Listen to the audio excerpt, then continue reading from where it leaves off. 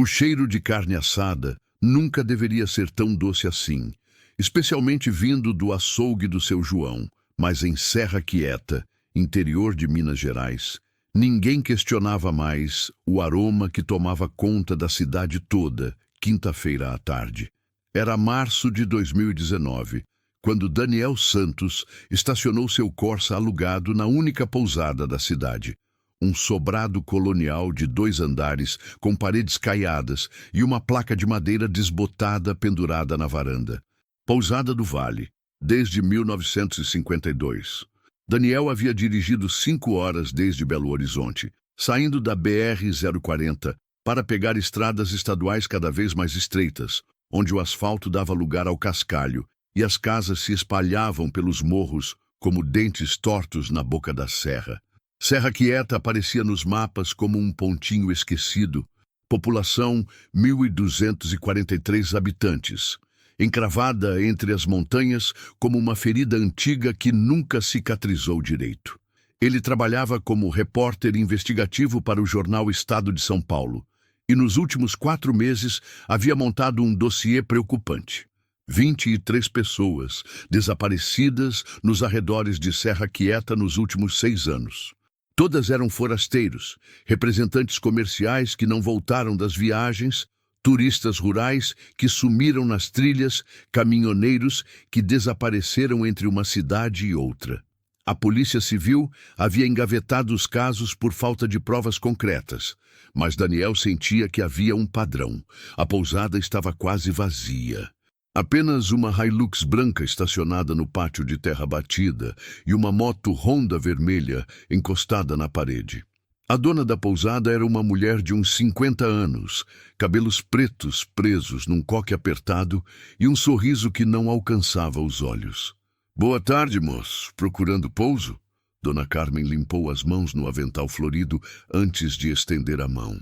Suas unhas estavam impecavelmente limpas, mas Daniel notou pequenas cicatrizes nas pontas dos dedos, como se ela cortasse carne com frequência. "Sim, senhora. Pretendo ficar uns dias. Sou jornalista, vim fazer uma matéria sobre o turismo rural na região." Daniel mentiu com naturalidade, mas observou como o sorriso de Carmen vacilou por uma fração de segundo. "Turismo." Ela repetiu devagar, como se provasse a palavra.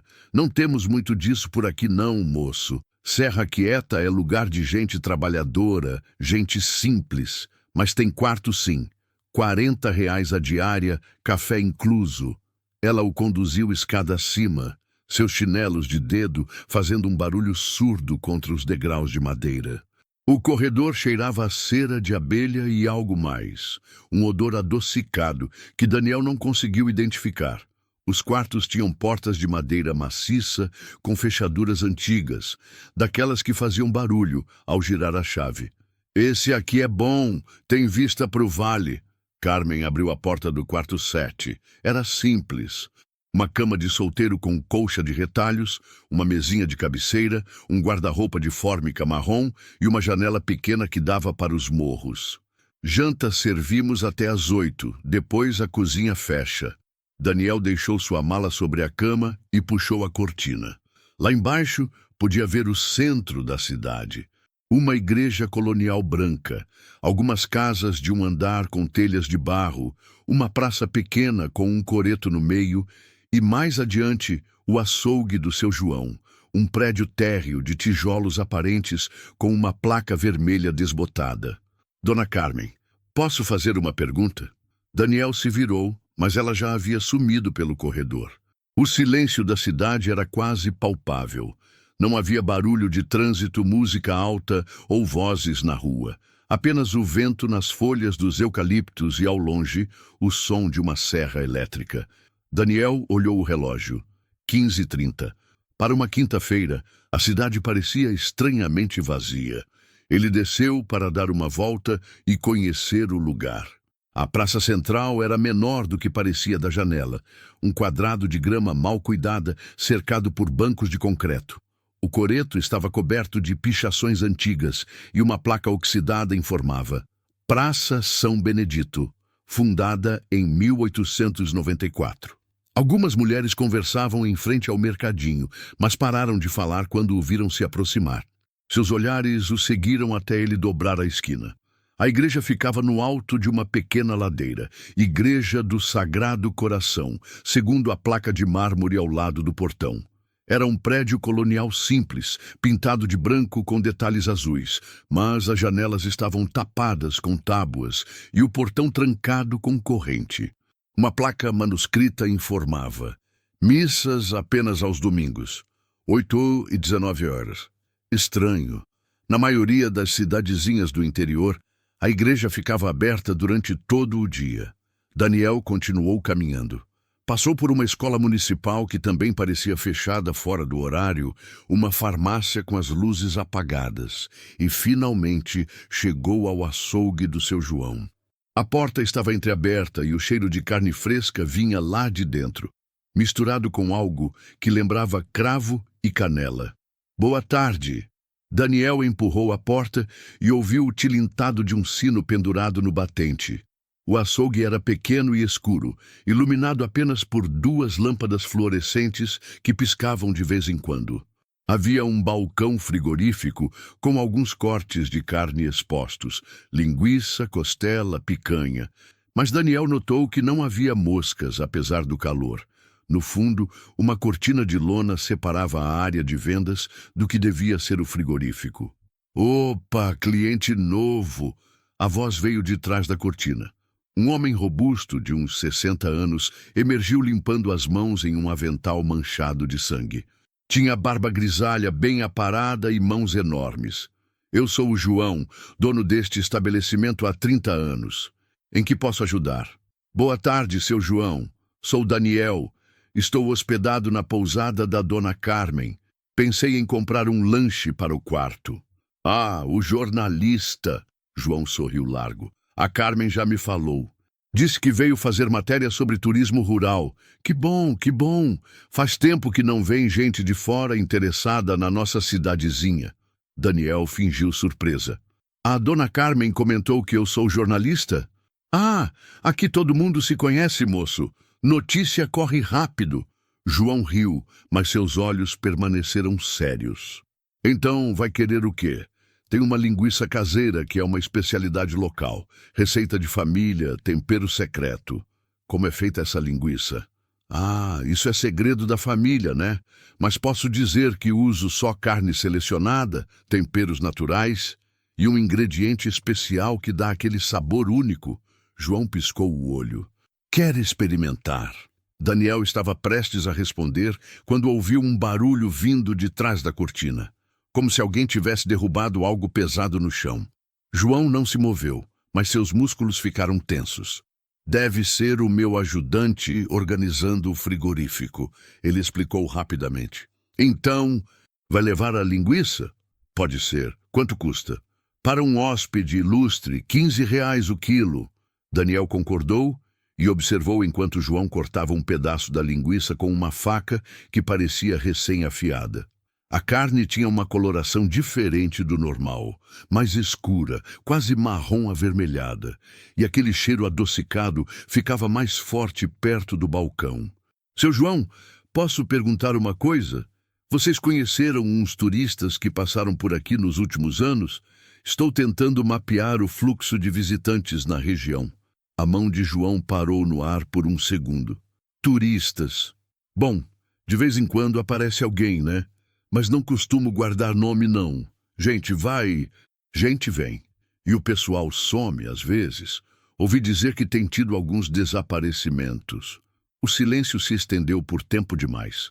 João terminou de embrulhar a linguiça em papel pardo e a entregou com um sorriso forçado. Moço, interior é assim mesmo.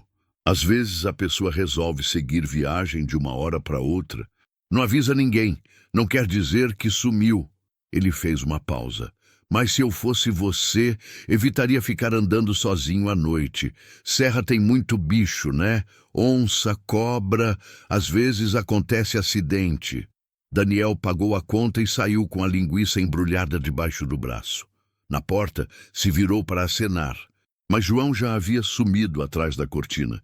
E então ele ouviu novamente aquele barulho pesado, como se algo grande tivesse caído. Ou alguém. Capítulo 2. A linguiça tinha um sabor que Daniel nunca havia experimentado antes. Não era ruim, mas havia algo estranhamente familiar no tempero, como se fosse uma memória distante que ele não conseguia acessar completamente. Era quase 7 da noite quando terminou de comer no quarto e decidiu descer para jantar na pousada. A sala de jantar ficava no térreo, ao lado da recepção. 3 mesas cobertas com toalhas xadrez e cadeiras de madeira pintadas de azul. Dona Carmen apareceu da cozinha carregando uma travessa fumegante.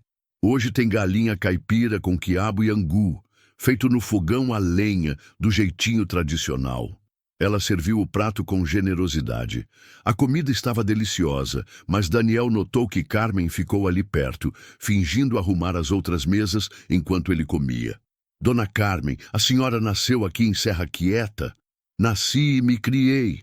Minha família está aqui há 4 gerações. Meu bisavô foi um dos primeiros a se estabelecer na região, lá por 1890. E como era a cidade antigamente? Tinha mais movimento? Carmen puxou uma cadeira e se sentou à mesa. Suas mãos estavam constantemente em movimento, alisando a toalha, ajeitando os talheres, brincando com a aliança de casamento. Ah, moço, já foi bem diferente. Quando eu era menina, passava muita gente por aqui. Tinha até uma linha de ônibus que ligava a Serra Quieta a Belo Horizonte 2 vezes por semana. Mas daí veio a Seca Grande de 1953. Ela parou no meio da frase, como se tivesse dito algo que não devia. Que seca foi essa? Foi um período difícil, muito difícil. Carmen levantou e começou a recolher os pratos, mesmo ele não tendo terminado de comer. As pessoas tiveram que se virar como podiam para sobreviver, fazer escolhas difíceis. Que tipo de escolhas? Mas Carmen já havia desaparecido na cozinha, deixando Daniel sozinho com suas perguntas. Ele terminou o jantar e saiu para uma caminhada noturna. Serra Quieta à noite era ainda mais silenciosa que durante o dia. A maioria das casas tinha as luzes apagadas, apesar de ainda não ser nem 8 horas. Apenas o poste de luz da Praça Central estava aceso, criando um círculo amarelado no meio da escuridão. Daniel caminhava pela rua principal quando ouviu vozes baixas vindo da direção da igreja.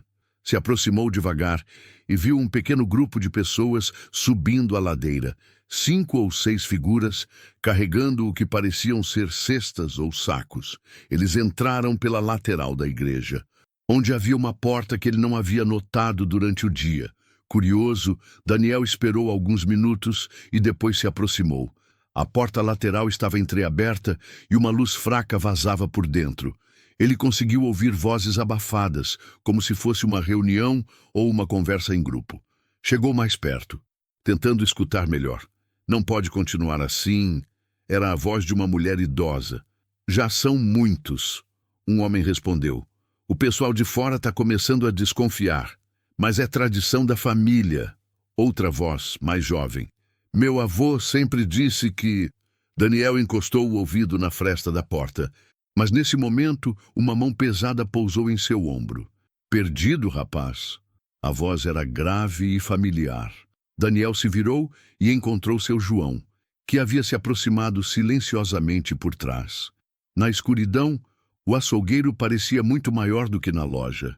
Ah, seu João, boa noite. Eu estava só dando uma volta, conhecendo a cidade. João não soltou seu ombro.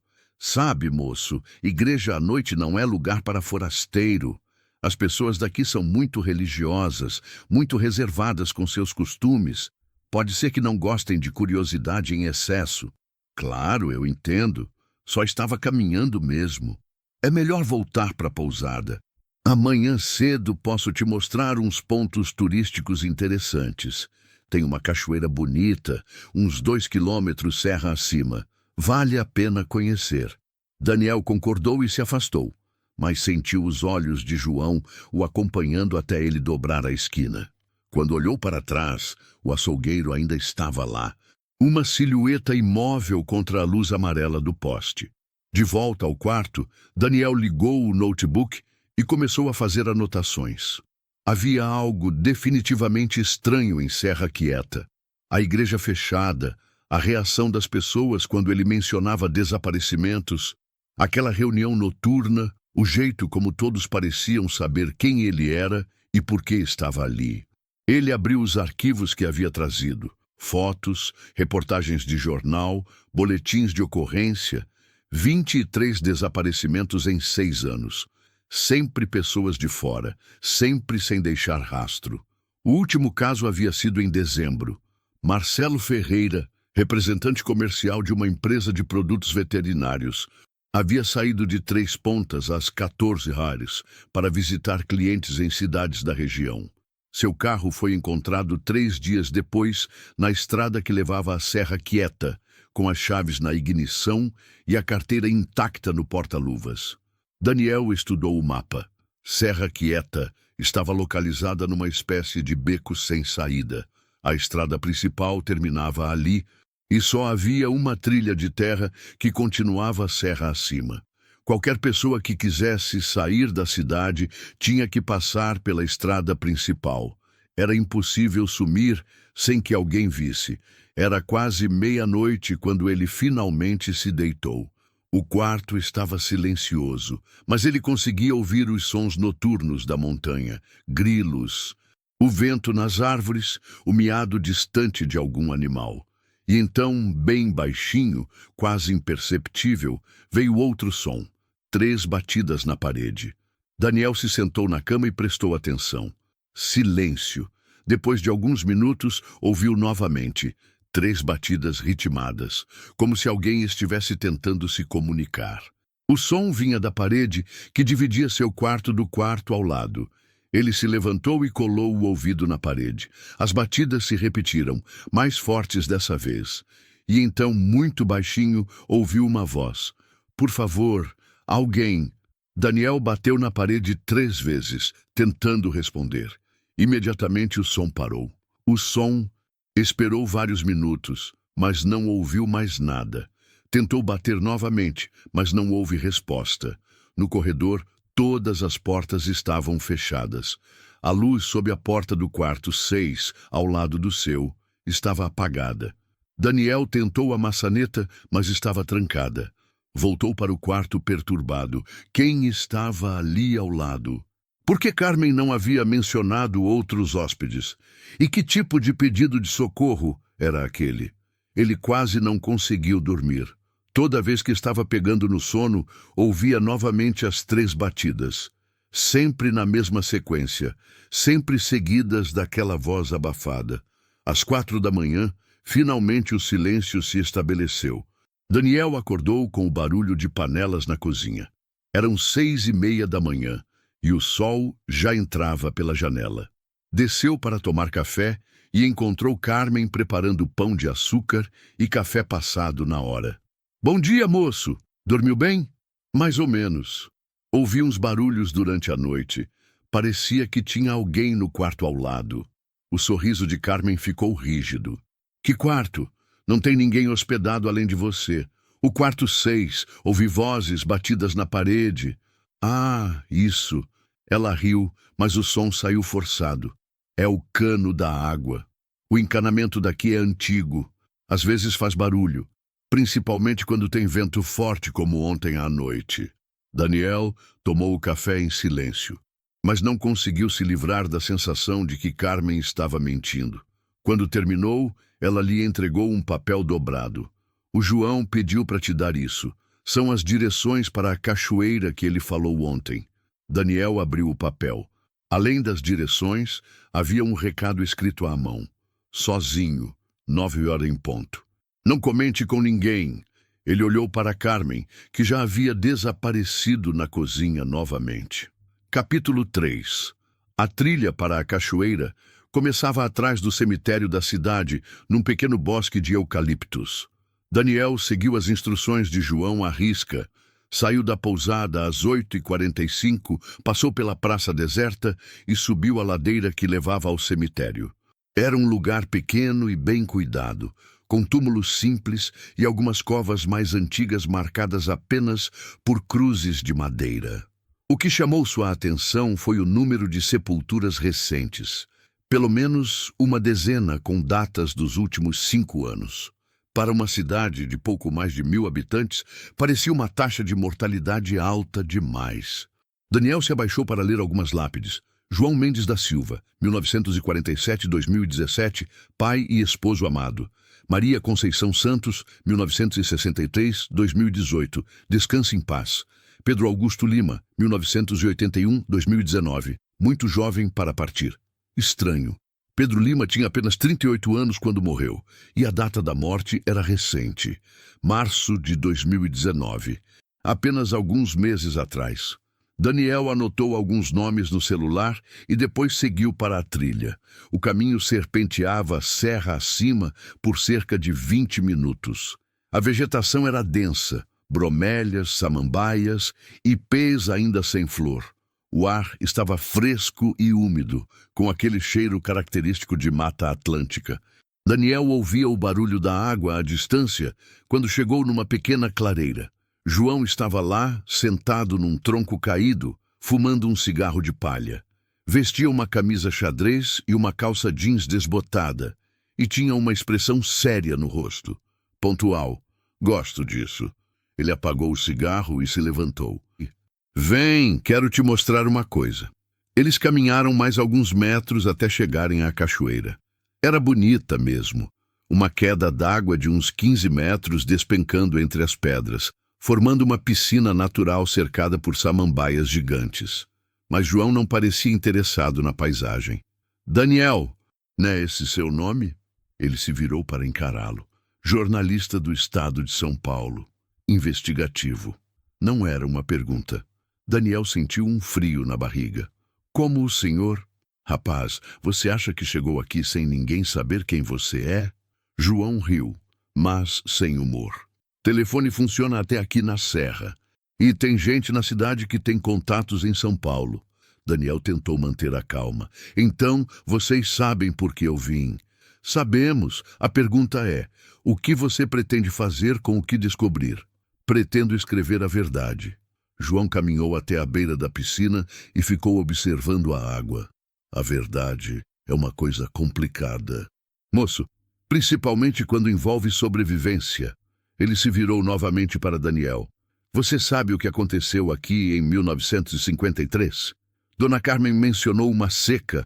Não foi só seca, foi o inferno na terra. João acendeu outro cigarro. 6 meses sem chuva. Os rios secaram, as plantações morreram. O gado morreu. As pessoas começaram a partir, abandonando suas casas, suas terras. Quem ficou teve que fazer escolhas. Que tipo de escolhas? João deu uma longa tragada antes de responder. As famílias mais antigas se reuniram. Os Silva, os Santos, os Lima, os Mendes, todas as famílias fundadoras da cidade. Fizeram um pacto. O silêncio se estendeu. Daniel podia ouvir apenas o barulho da cachoeira e o canto de alguns pássaros. Um pacto de quê? Sobrevivência, proteção mútua, preservação das famílias. João jogou o cigarro na água. Você já reparou que todo mundo aqui tem parentesco? Que as mesmas famílias se repetem há gerações? Daniel havia notado. Sim. Nos poucos nomes que ouviu durante sua estadia, Silva, Santos e Lima apareciam com frequência. E o que isso tem a ver com os desaparecimentos? João o encarou fixamente. Tem tudo a ver, rapaz. Tudo a ver. Ele começou a caminhar de volta pela trilha, e Daniel o seguiu. Durante o caminho, João falou sobre a história da região, como os primeiros colonos chegaram ali fugindo da febre amarela que assolava outras cidades, como construíram Serra Quieta para ser um refúgio isolado, como criaram suas próprias regras e tradições. Sabe por que a igreja só abre aos domingos? João perguntou quando já estavam descendo em direção ao cemitério. Por quê? Porque o padre não mora aqui. Vem de Três Pontas uma vez por semana. Celebra as missas e vai embora. Nunca questionou por que tem tanta gente morrendo jovem, por que os casamentos são sempre entre as mesmas famílias, por que certas tradições são mantidas em segredo. Eles pararam no cemitério. João apontou para as sepulturas recentes. Pedro Lima, que você viu ali, morreu num acidente de caça. Tiro acidental, segundo o laudo. Maria Santos teve um ataque cardíaco súbito aos 55 anos, sem histórico de problemas do coração. João Silva caiu da própria escada e quebrou o pescoço. Daniel sentiu um arrepio. O senhor está insinuando que... Não estou insinuando nada. Estou dizendo que em Serra Quieta as pessoas morrem quando começam a questionar as tradições, quando começam a falar demais com forasteiros, quando ameaçam quebrar o pacto. Eles caminharam em silêncio até chegarem à Praça Central. Era quase 10 horas e a cidade estava mais movimentada. Algumas mulheres conversando na porta do mercadinho, crianças brincando no coreto, um trator passando devagar pela rua principal. João, por que você está me contando isso? O açougueiro parou e pôs a mão no ombro de Daniel. Porque eu gosto de você, rapaz, e porque eu tô ficando velho demais para continuar participando de certas coisas. Ele fez uma pausa. Mas tem gente na cidade que não vai gostar nada de saber que você está fazendo perguntas. Gente que vai fazer qualquer coisa para proteger o que é nosso. E o que vocês são exatamente. João sorriu, mas havia uma tristeza profunda em seus olhos. Somos uma família, Daniel. Uma família muito grande, muito unida e muito faminta. Ele se afastou, deixando Daniel parado no meio da praça com mais perguntas do que respostas. Mas uma coisa ficou clara. Ele havia acabado de receber um aviso. A pergunta era se seria o único. Daniel passou o resto da manhã caminhando pela cidade, observando as pessoas, tentando decifrar a dinâmica social de Serra Quieta. Notou que havia muitas crianças com características físicas similares, mesmo formato de rosto, mesma cor de olhos, como se fossem todas parentes próximas. Notou também que ninguém mais tentou conversar com ele. As pessoas o cumprimentavam educadamente, mas evitavam contato visual prolongado. No almoço, Carmen serviu costela com mandioca e couve refogada. A carne estava macia e bem temperada, mas Daniel não conseguia parar de pensar nas palavras de João. Uma família muito grande, muito unida e muito faminta. Dona Carmen, posso fazer uma pergunta pessoal? Ela estava recolhendo os pratos e parou no meio do movimento. Pode. A senhora tem filhos? Tive. 3, mas todos saíram da cidade quando ficaram adultos. Sua voz ficou mais baixa. Não gostaram das responsabilidades que vêm com a idade. Que tipo de responsabilidades? Carmen se sentou à mesa e ficou brincando com a aliança novamente. Moço, toda família tem tradições, né? Coisas que são passadas de pai para filho, de mãe para filha. Algumas tradições são bonitas, receitas de comida, histórias antigas, músicas de ninar. Outras... Ela não terminou a frase. Outras são mais difíceis de aceitar. Outras são necessárias para a sobrevivência da família. Carmen se levantou bruscamente. Desculpa, mas tenho que ir no mercadinho comprar umas coisas para janta. Daniel ficou sozinho na sala de jantar, processando a conversa. Estava claro que havia algum tipo de segredo compartilhado pelos moradores mais antigos de Serra Quieta. Algo relacionado à sobrevivência, às tradições familiares e, aparentemente, aos desaparecimentos de forasteiros. Ele subiu para o quarto e ligou o notebook novamente. Começou a pesquisar sobre a história da região, sobre a seca de 1953, sobre as famílias fundadoras da cidade. Encontrou algumas referências esparsas em sites de genealogia e arquivos históricos municipais, mas nada muito específico. O que chamou sua atenção foi um artigo de jornal de 1954, do Diário de Belo Horizonte, com a manchete: Famílias isoladas na serra sobrevivem à seca devastadora. O texto era curto e mencionava que um pequeno grupo de colonos havia conseguido permanecer na região montanhosa durante toda a seca. desenvolvendo métodos próprios de subsistência. Não havia detalhes sobre que métodos eram esses. Daniel estava prestes a fechar o notebook quando ouviu novamente 3 batidas na parede. Dessa vez, prestou mais atenção. As batidas vinham definitivamente do quarto 6 e havia um padrão. 3 batidas, pausa, 3 batidas, pausa longa e então uma sequência mais rápida. Parecia um código. Ele pegou um copo e encostou na parede tentando amplificar o som. Conseguiu ouvir melhor. Após a sequência de batidas, havia um sussurro quase inaudível. Ajuda. Não consigo. Família. Daniel sentiu o coração disparar. Havia definitivamente alguém preso no quarto ao lado. Alguém pedindo ajuda. Saiu para o corredor e tentou novamente a maçaneta do quarto 6. Trancada. Colou o ouvido na porta e conseguiu ouvir uma respiração pesada do outro lado. Ei! Sussurrou. Tem alguém aí? A respiração parou imediatamente. Depois, muito baixinho. Quem é você? Sou Daniel, estou hospedado no quarto ao lado. Você está bem? Não, não fale alto. Ela vai ouvir. Quem vai ouvir? A dona Carmen. Ela e os outros. Me trouxeram aqui ontem. Disseram que era temporário. Daniel sentiu um frio na espinha. Como você se chama? Marcelo Ferreira. Você precisa me tirar da Gokui antes que seja tarde demais. Marcelo Ferreira, o representante comercial que havia desaparecido em dezembro. Daniel sentiu as pernas fraquejarem. Marcelo, escuta, vou tentar te tirar daí, mas preciso de tempo. Consegue aguentar mais um pouco? Não sei. Eles vêm buscar alguém todo dia, sempre no final da tarde. Levam para a igreja. Para a igreja? Para fazer o quê? Mas antes que Marcelo pudesse responder, Daniel ouviu passos na escada. Correu de volta para o quarto e fechou a porta silenciosamente. Pela fresta, viu Carmen subindo com uma bandeja na mão. Ela parou na frente do quarto 6, tirou uma chave do avental e abriu a porta. Hora do almoço, querido. Sua voz estava estranhamente doce, maternal. Fiz aquela costela que você gostou ontem. Daniel não conseguiu ouvir a resposta de Marcelo, mas imaginou o terror que o homem devia estar sentindo.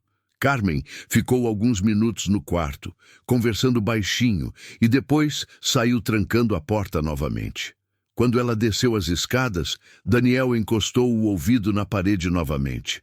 Marcelo, ela disse que hoje é meu último dia aqui. A voz estava embargada. Disse que vou me juntar à família hoje à noite. Daniel fechou os olhos tentando pensar. Precisava tirar Marcelo dali, mas como? Carmen tinha a chave, e provavelmente havia outras pessoas vigiando. Se tentasse algo durante o dia, seria visto. Teria que esperar à noite. Marcelo, escuta, vou te tirar daí hoje à noite. Quando escurecer, vou encontrar um jeito de abrir essa porta. Não, é perigoso. Eles são muitos e fazem coisas terríveis. Que tipo de coisas? O silêncio se prolongou. Depois, num sussurro quase inaudível. Comem gente. Capítulo 4. As palavras de Marcelo ecoaram na cabeça de Daniel pelo resto da tarde. Comem gente. Era impossível, absurdo, mas explicava muita coisa. Os desaparecimentos sem rastro, a linguiça com sabor estranho, o açougue sempre cheirando a carne fresca, a forma como todos os moradores eram conectados por laços familiares antigos. Canibalismo. A tradição familiar secreta era canibalismo. Daniel tentou manter a calma e agir normalmente. Desceu para jantar às 7, como sempre, e encontrou Carmen servindo canja de galinha com pão caseiro. Hoje está mais simples, ela explicou. Amanhã vai ter festa na cidade, aniversário da Fundação de Serra Quieta. Vamos ter uma grande confraternização. Que tipo de festa? Festa da família. Todas as famílias antigas se reúnem, contamos histórias, cantamos as músicas tradicionais e preparamos o banquete especial. Carmen sorriu. Vai ser uma celebração e tanto. Daniel forçou um sorriso. Posso participar? Claro. Você é nosso hóspede de honra. Inclusive, Ela se abaixou e tirou um papel dobrado do avental. Chegou um recado para você. O papel tinha o mesmo tipo de letra manuscrita da mensagem de João. Reunião especial hoje, 20h10. Igreja, venha sozinho, não falte. Quem trouxe isso? Um menino da cidade. Não sei de onde veio a mensagem. Carmen recolheu os pratos. Mas se chamaram você para a reunião, é porque confiam em você. É uma honra. Daniel subiu para o quarto com o estômago embrulhado. Eram 8h30 da noite. Em 3h30, ele deveria estar na igreja para algum tipo de reunião. Provavelmente a mesma que havia flagrado na noite anterior. E provavelmente seria uma armadilha. Ele checou seus equipamentos. Tinha o celular com bateria cheia, uma lanterna pequena, canivete suíço e as chaves do carro alugado. Não eram armas, mas eram alguma coisa. O plano era simples: tirar Marcelo do quarto 6, descer pela janela dos fundos, se possível, chegar ao carro e sair de Serra Quieta o mais rápido possível. Às 10 da noite, Daniel ouviu Carmen subindo para seus aposentos no andar superior. Esperou mais meia hora para ter certeza de que ela estava dormindo e depois saiu silenciosamente para o corredor. A pousada estava mergulhada na escuridão, iluminada apenas pela luz de emergência perto da escada. A porta do quarto 6 continuava trancada. Daniel tentou forçar com o canivete, mas a fechadura era antiga e robusta. Pensou em quebrar a porta, mas faria muito barulho. Então lembrou de algo. Durante sua caminhada pela cidade, havia visto uma janela do quarto 6 que dava para o quintal dos fundos.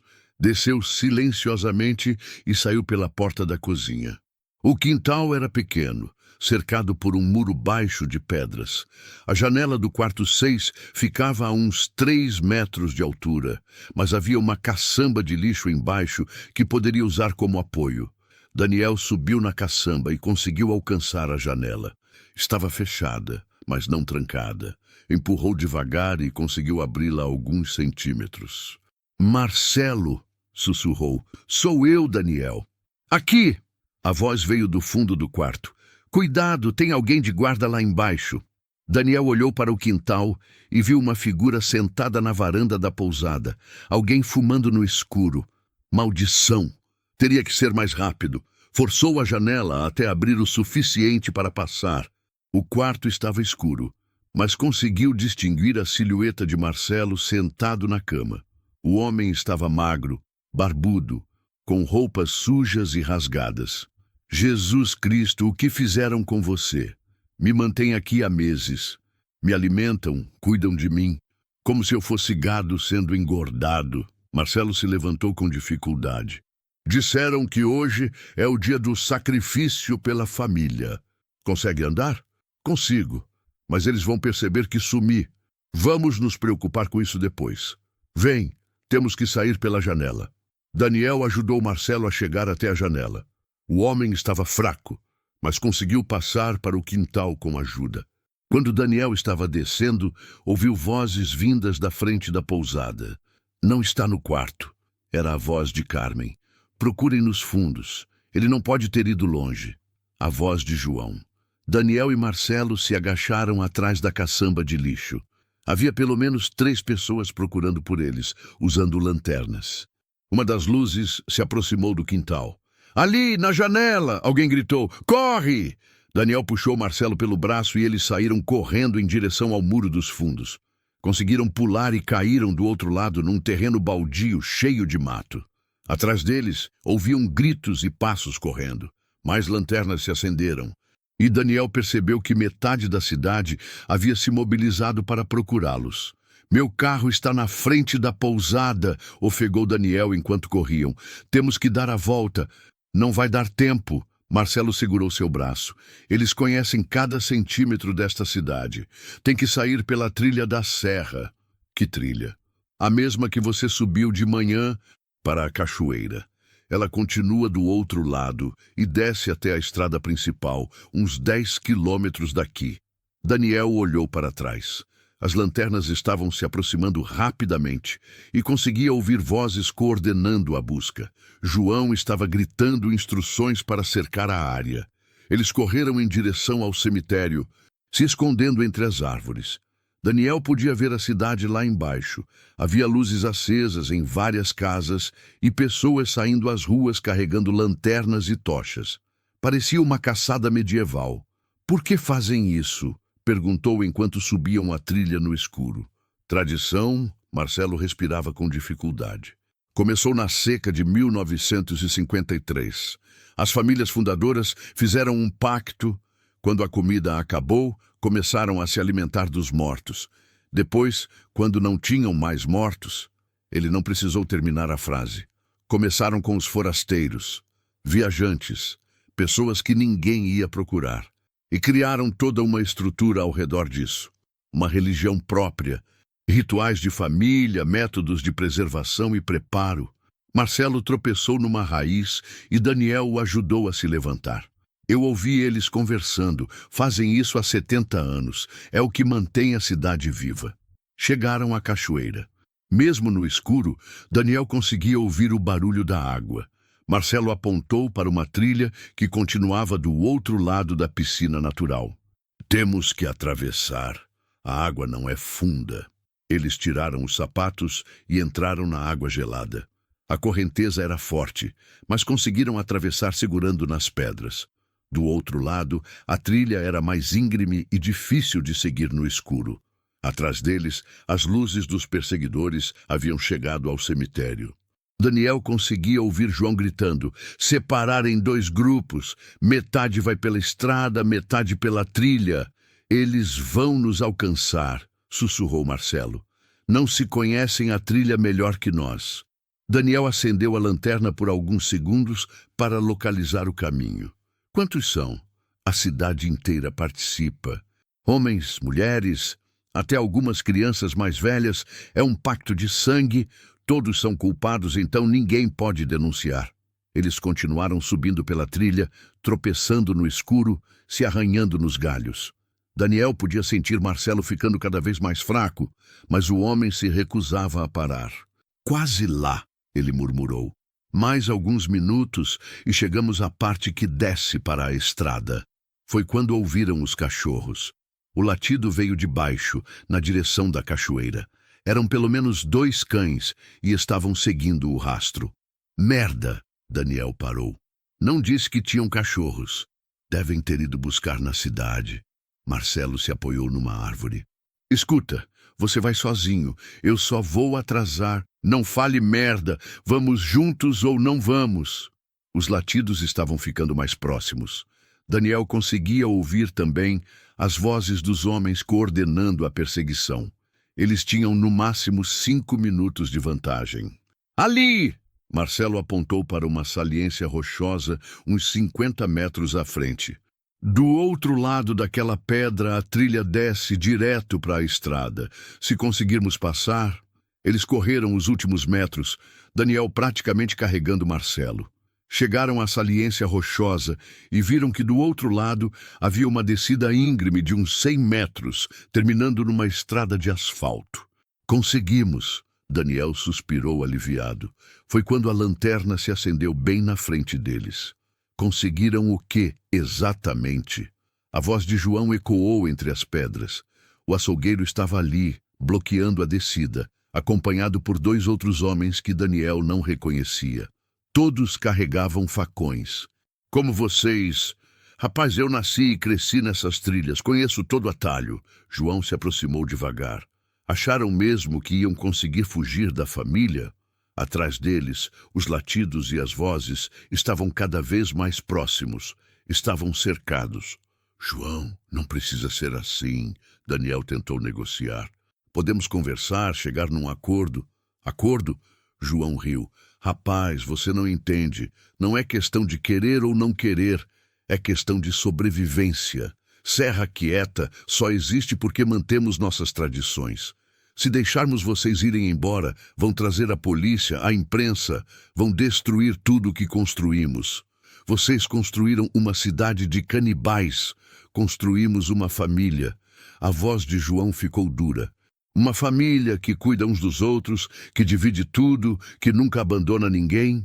Você sabe quantas cidades pequenas morreram nos últimos 50 anos? Quantas famílias se dispersaram, quantas tradições se perderam, nós sobrevivemos. Os cachorros apareceram na trilha, seguidos por Carmen e mais 4 ou 5 homens. Daniel e Marcelo estavam definitivamente cercados. Trouxe os dois de volta, João. Carmen sorriu. Que bom que não se machucaram na corrida. Eu disse que nosso hóspede era especial. João se aproximou de Daniel. Um jornalista investigativo de São Paulo. Vai ser uma adição interessante ao banquete de amanhã. Daniel sentiu o sangue gelar. Amanhã, festa de aniversário da cidade, lembra? 76 anos de tradição. João pôs a mão em seu ombro. Você vai ser o prato principal. Capítulo 5. Pause. 20.000 characters reached. Say OK to continue exactly from where we left off. Goqueles foram levados de volta para a pousada sob forte escolta. Daniel notou que não eram apenas alguns moradores. Parecia que a cidade inteira havia se mobilizado para a captura. Homens, mulheres e até adolescentes carregavam lanternas, facões e cordas, como se fosse uma operação militar bem coordenada. Marcelo foi levado de volta para o quarto 6, mas Daniel foi conduzido para um porão que ele nem sabia que existia.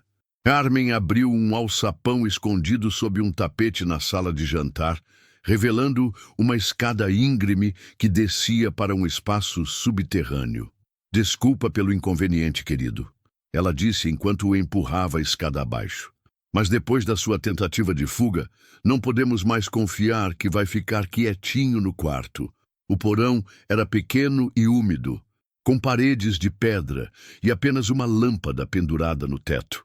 Havia ganchos de metal presos nas vigas de madeira e uma mesa comprida no centro, manchada com o que parecia ser sangue antigo. O cheiro era inconfundível. Carne crua, ferro e algo putrefato que fazia Daniel querer vomitar.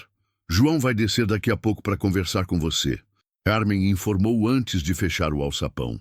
Enquanto isso, vai pensando no que quer que seja escrito na sua lápide. Daniel ficou sozinho no escuro, tentando processar a situação. Estava preso no porão de uma pousada numa cidade de canibais, e amanhã seria morto e servido como jantar para as famílias fundadoras de Serra Quieta. Parecia um pesadelo, mas as cordas em seus pulsos e o cheiro de morte ao redor eram reais demais. Ele explorou o espaço no escuro, tentando encontrar alguma forma de escapar. As paredes eram sólidas, a escada levava direto para o alçapão trancado e não havia janelas.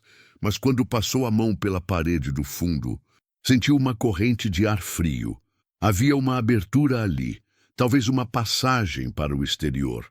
Daniel seguiu a parede até encontrar uma brecha estreita, quase imperceptível. Parecia dar para um túnel ou cave natural. Estava tentando avaliar se conseguiria passar por ali quando ouviu passos na sala acima e o barulho do alçapão se abrindo. Daniel. Meu amigo! A voz alegre de João ecoou no porão. Ele desceu carregando uma cadeira e uma garrafa de cachaça. Vim fazer uma visita social antes da grande festa de amanhã. João se sentou na cadeira e serviu 2 doses da cachaça em copos de vidro.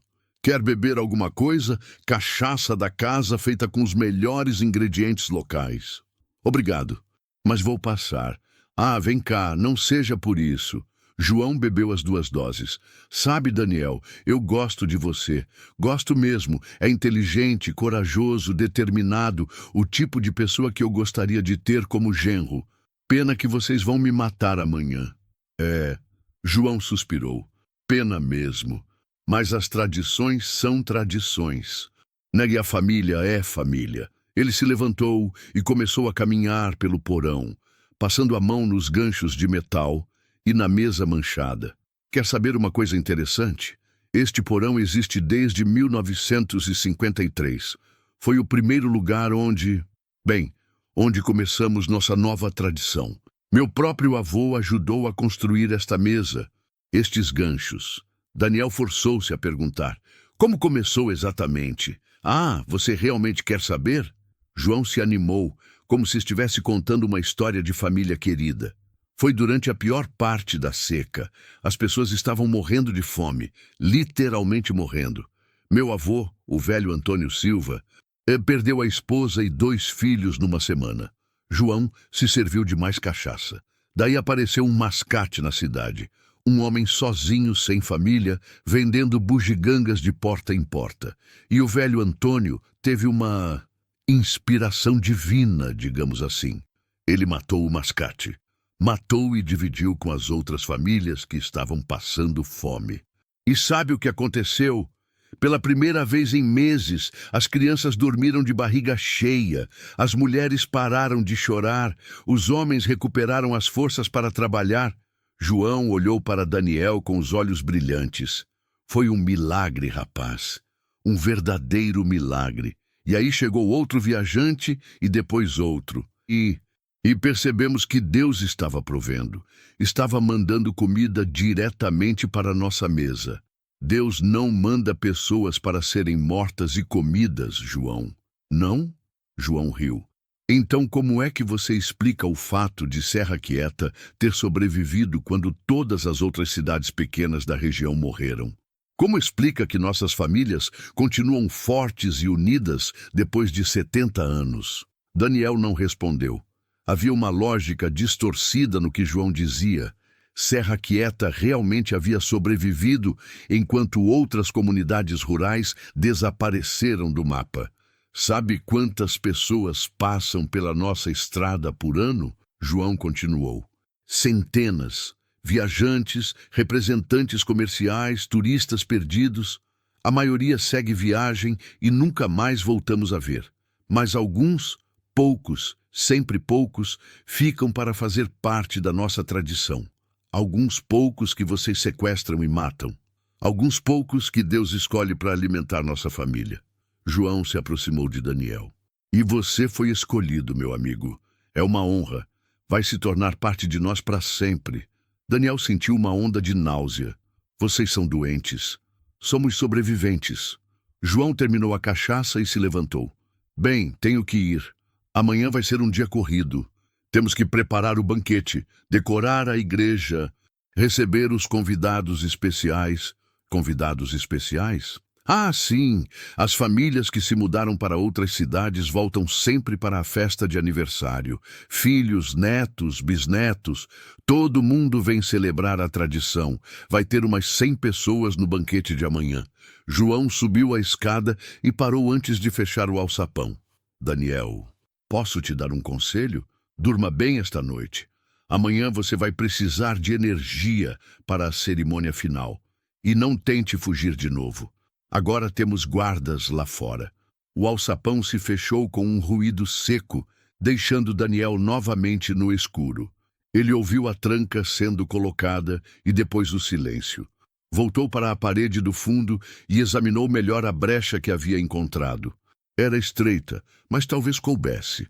A corrente de ar sugeria que levava para o exterior, ou pelo menos para outro ambiente. Era sua única chance.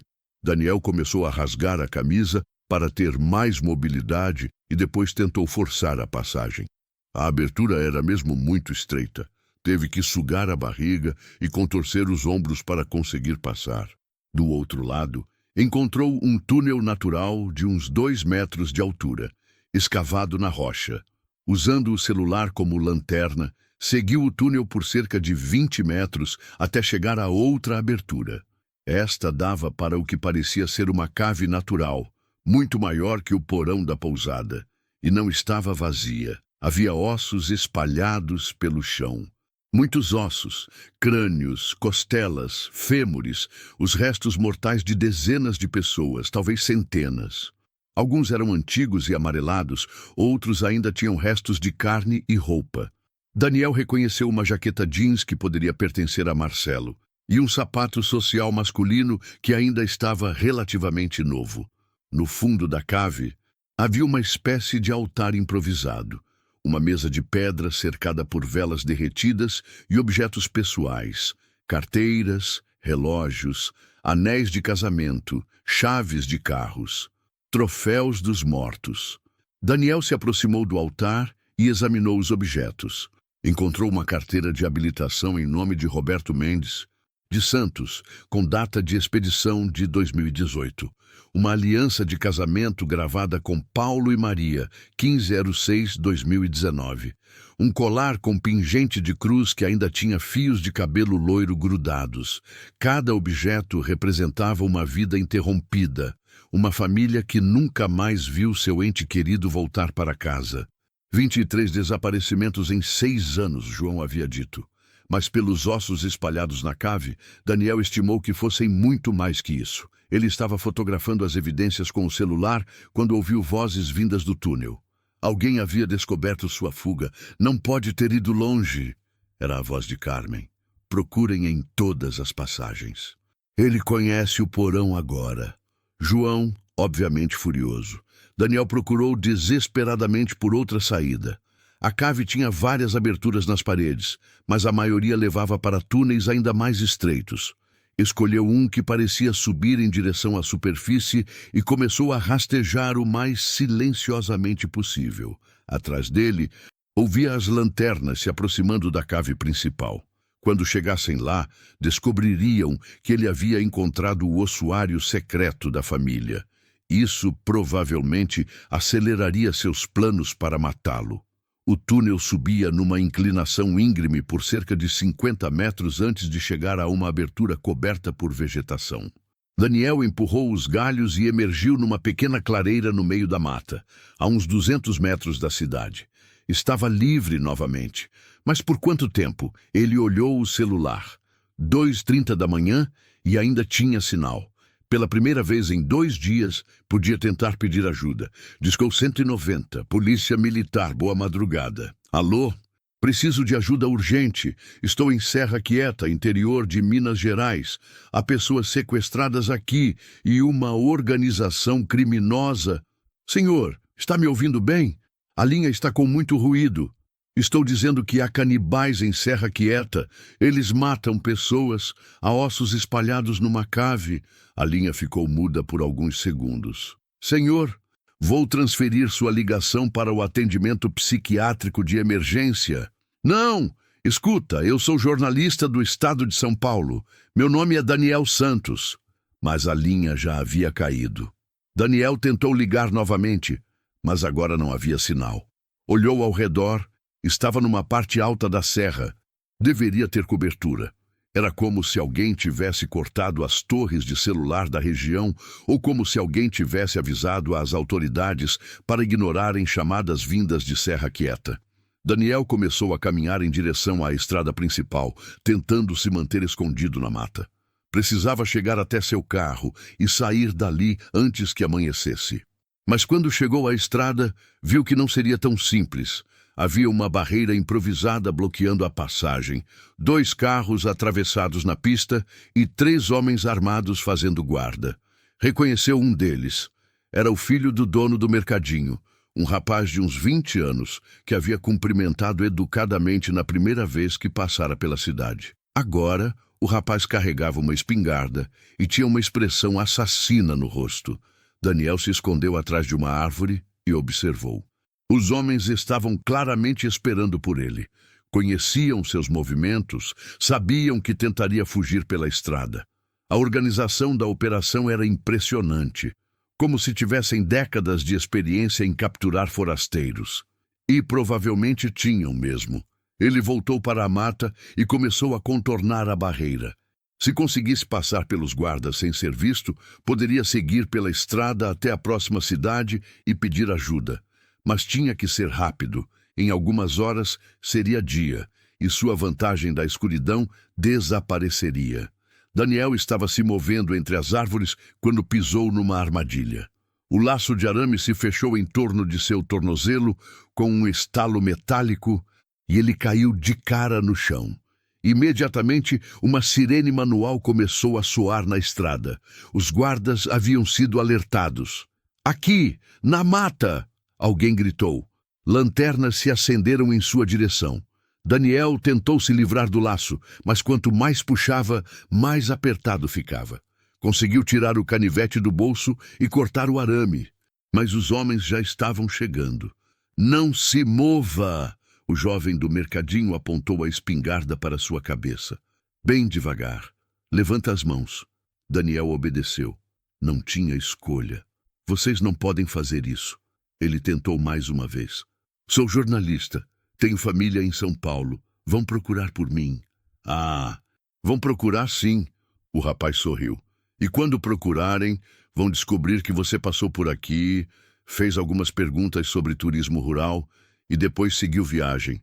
Dona Carmen vai confirmar que você pagou a conta e partiu de manhã cedo. E se encontrarem meu carro? Seu carro vai ser encontrado numa estrada de terra a 100 quilômetros daqui, sem gasolina e com as chaves sujas de terra. Vão pensar que você se perdeu na mata e morreu de sede ou foi atacado por animais. A frieza do planejamento impressionou Daniel. Eles realmente tinham pensado em tudo. Foi escoltado de volta para a cidade, onde uma pequena multidão já estava reunida na praça central. Homens, mulheres e crianças, todos com expressões solenes, como se estivessem assistindo a um evento religioso importante. João estava no centro do grupo e sorriu quando viu Daniel chegar. Nosso convidado de honra tentou mais uma vez fugir da festa. Ele anunciou para a multidão. Mas como podem ver, a família cuida bem dos seus. Algumas pessoas riram, outras bateram palmas. Bem, já que você está tão ansioso para conhecer nossas tradições, João se aproximou. Que tal começarmos a festa um pouco mais cedo? Ele fez um sinal e 2 homens agarraram Daniel pelos braços. Levem ele e o outro para a igreja. É hora da cerimônia de preparação. Capítulo 6a. Igreja de Serra Quieta à noite era um lugar completamente diferente da manhã. As janelas que estavam tapadas durante o dia agora brilhavam com a luz de centenas de velas. E o que Daniel havia pensado ser uma igreja comum revelou-se algo muito mais sinistro. As imagens dos santos haviam sido cobertas com panos pretos, e no lugar do crucifixo tradicional havia um símbolo estranho. Uma árvore com galhos que pareciam ossos humanos, entalhada em madeira escura. O altar fora transformado numa mesa comprida, coberta com uma toalha vermelha, e sobre ela havia facas de diversos tamanhos, todas afiadas e reluzentes. Marcelo já estava lá, amarrado numa cadeira ao lado do altar. Parecia ainda mais fraco que antes, e havia sangue seco em sua testa. Provavelmente havia tentado resistir quando vieram buscá-lo. Daniel, ele sussurrou quando o viu entrar. Conseguiu escapar por um tempo, não por tempo suficiente. Eles amarraram Daniel numa cadeira idêntica, posicionada de forma que pudesse ver toda a igreja. O lugar estava se enchendo rapidamente. Famílias inteiras entravam em fila. Homens, mulheres e crianças vestidos como se fossem para uma missa especial. Mas havia algo diferente em seus rostos. Uma expressão de expectativa faminta que Daniel nunca havia visto antes. João se posicionou atrás do altar improvisado, vestindo uma túnica preta que o fazia parecer um padre satânico. A seus pés havia uma caixa de madeira aberta, cheia de objetos que brilhavam à luz das velas. Famílias de Serra Quieta. Sua voz ecoou pela igreja. Hoje celebramos mais um ano de nossa tradição sagrada, mais um ano de união, prosperidade e fortalecimento de nossos laços de sangue. A congregação murmurou uma resposta em uníssono, pela família e pela terra. Daniel observou os rostos ao redor. Reconheceu Carmen na primeira fileira, o dono do mercadinho e sua família, o rapaz da barreira, e pelo menos 20 outras pessoas que havia visto durante sua estadia. Mas havia também muitos rostos novos, pessoas que claramente vinham de fora da cidade para participar da cerimônia. Nossos antepassados, João continuou, fizeram um pacto sagrado em 1953, um pacto de sobrevivência, de união, de sacrifício mútuo. E esse pacto nos trouxe até aqui, mais forte e unidos do que nunca. Pela família e pela terra. A resposta ecoou novamente. João se abaixou e tirou algo da caixa de madeira. Era um crânio humano, polido e amarelado pelo tempo. Este é o crânio de Joaquim Ferreira, o mascate que se tornou nosso primeiro abençoado. Através de seu sacrifício, nossas famílias sobreviveram ao pior período de nossa história. Ele ergueu o crânio para que todos pudessem ver, e Daniel sentiu vontade de vomitar. A cerimônia tinha aspectos religiosos genuínos. As pessoas estavam claramente experimentando uma forma distorcida de fervor espiritual. E hoje, João pousou o crânio sobre o altar e se virou para Daniel e Marcelo. Temos 2 novos abençoados que irão se juntar à nossa família para sempre. A multidão explodiu em aplausos e gritos de aprovação. Algumas crianças pulavam em seus assentos excitadas. Daniel percebeu que para elas aquilo realmente era uma festa, a tradição mais importante de suas vidas. Mas antes do banquete, João ergueu a mão para pedir silêncio. Temos que realizar a cerimônia de purificação. Nossos abençoados precisam compreender a importância de seu sacrifício. Ele fez um sinal. E 2 mulheres se aproximaram carregando tigelas de água e panos brancos. Uma delas era Carmen.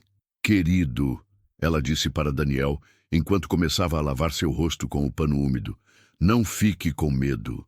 Vai ser rápido. E depois você vai fazer parte de algo muito maior que si mesmo. Vocês são loucos. Eles são... Daniel tentou se afastar, mas as cordas não permitiam movimento. Completamente loucos. Não, querido, nós somos família. Enquanto as mulheres purificavam Daniel e Marcelo, João continuou seu sermão distorcido sobre tradição, sobrevivência e unidade familiar.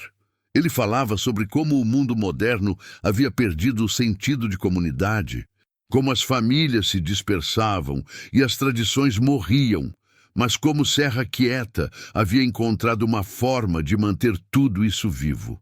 Nossas crianças crescem sabendo que pertencem a algo maior. Ele gesticulava dramaticamente. Nossos jovens não fogem para as cidades grandes porque sabem que têm responsabilidades aqui. Nossos velhos morrem cercados pela família, sabendo que seus sacrifícios não foram em vão. Daniel olhou para as crianças na congregação. Algumas não deviam ter mais que 8 ou 10 anos, mas observavam a cerimônia com a seriedade de adultos. Haviam sido criadas desde pequenas para aceitar aquilo como normal, como sagrado. E vocês, João se aproximou de Daniel e Marcelo, vão se tornar parte dessa história. Seus nomes serão lembrados, suas histórias contadas para as próximas gerações. Não é uma honra maior? É assassinato. Marcelo falou pela primeira vez desde que Daniel chegara. Sua voz estava fraca, mas ainda havia desafio nela. Vocês são assassinos e suas crianças vão crescer sendo assassinas também. Um murmúrio de indignação percorreu a igreja. João ergueu a mão novamente para pedir silêncio. Nosso abençoado ainda não compreende. Ele disse calmamente. Ainda está preso às ideias do mundo lá fora, onde as pessoas vivem isoladas, egoístas, sem propósito verdadeiro. Ele pegou uma das facas do altar e a testou no próprio dedo. Uma gota de sangue brilhou na lâmina. Mas ele vai compreender. Ambos vão compreender, nos últimos momentos, que estão se tornando parte de algo eterno. Daniel forçou-se a manter a calma e observar. Tinha que entender completamente o que estava acontecendo, caso milagrosamente conseguisse escapar e denunciar aquilo. A organização da cerimônia, os aspectos rituais, a participação de famílias inteiras, tudo precisava ser documentado. Discretamente, conseguiu ativar a gravação de áudio no celular. Estava no bolso da calça e esperava que captasse pelo menos parte da cerimônia. Agora, João se posicionou entre as 2 cadeiras. Vamos proceder à última parte da preparação, a escolha do primeiro abençoado. Ele tirou 2 pedras da caixa de madeira, uma branca e uma preta. Tradição manda que o destino escolha a ordem. Quem tirar a pedra preta será o primeiro a se unir à família. João colocou as pedras num saco de tecido e balançou algumas vezes. Marcelo Ferreira. Ele estendeu o saco. Tire sua pedra. Marcelo olhou para Daniel com uma expressão de desespero e resignação. Meteu a mão no saco e tirou uma pedra, preta. A congregação murmurou: aprovação. E João sorriu. O destino escolheu. Marcelo será o primeiro.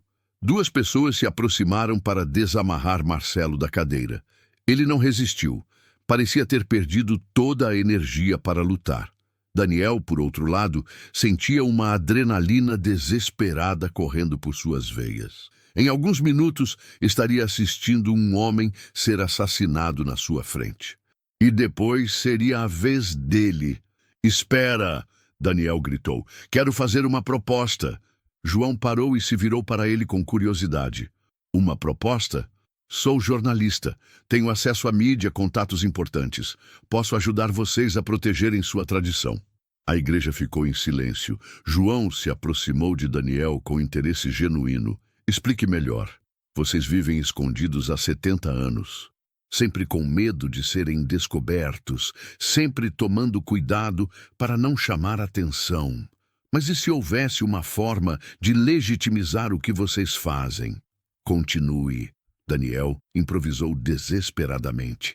Existem comunidades isoladas em vários países que mantêm tradições consideradas estranhas pelo mundo moderno. Algumas conseguem proteção legal como patrimônio cultural e material. Se conseguirmos apresentar Serra Quieta como uma tradição antropológica única, você está sugerindo que declaremos publicamente nossas práticas? João riu. Rapaz, você realmente acha que o governo brasileiro vai proteger uma cidade de canibais? Não canibais. Praticantes de uma religião ancestral com rituais de comunhão sagrada. Daniel forçou convicção na voz. Tudo depende de como é apresentado, e eu sei como apresentar. João ficou pensativo por alguns momentos. Daniel podia ver que havia plantado uma semente de dúvida. É uma ideia interessante, João admitiu.